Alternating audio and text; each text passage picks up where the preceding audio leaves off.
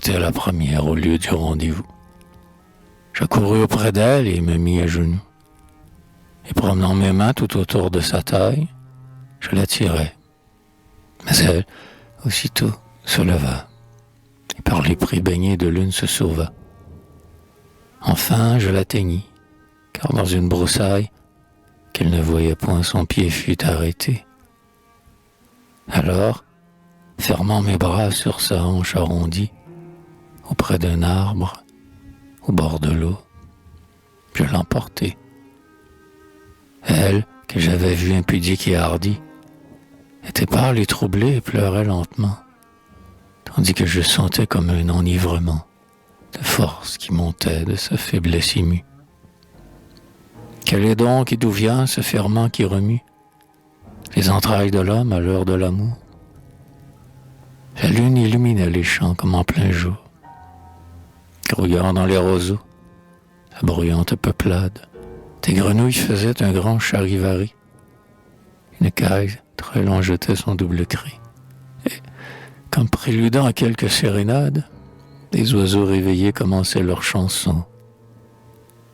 Le vent me paraissait chargé d'amour lointaine, alourdi de baisers, plein des chaudes haleines que l'on entend venir avec de longs frissons et qui passent roulant des ardeurs d'incendie.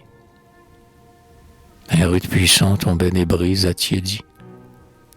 Et je pensais, combien, sous le ciel infini, par cette douce nuit d'été, combien nous sommes, qu'une angoisse soulève et que l'instinct unit, parmi les animaux comme parmi les hommes. Et moi j'aurais voulu, seul, être tous ceux-là.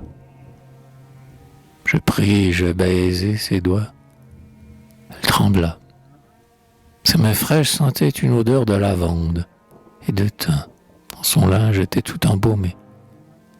Sous ma bouche, ses seins avaient un goût d'amande, comme un laurier sauvage ou le lait parfumé qu'on boit dans la montagne aux mamelles des chèvres. Elle se débattait, mais je trouvai ses lèvres. Ce fut un baiser long comme une éternité qui tendit nos deux corps dans l'immobilité. Elle se renversa, râlant sous ma caresse. Sa poitrine oppressée et dure de tendresse haletait fortement avec de longs sanglots. Ses joues étaient brûlantes et ses yeux demi-clos. Et nos bouches, nos sens, nos soupirs se mêlèrent. Puis, dans la nuit tranquille où la campagne dort, un cri d'amour monta, si terrible et si fort, que des oiseaux dans l'ombre effarés s'envolèrent. Les grenouilles, la caille, et les bruits et les voix se turent. Un silence énorme emplit l'espace. Soudain, jetant au vent sa lugubre menace, très loin derrière nous, un chien hurla 3 fois. Mais quand le jour parut, comme il était resté, elle s'enfuit. J'errais dans les champs au hasard. La senteur de sa peau me hantait. Son regard m'attachait comme une encre au fond du cœur jeté.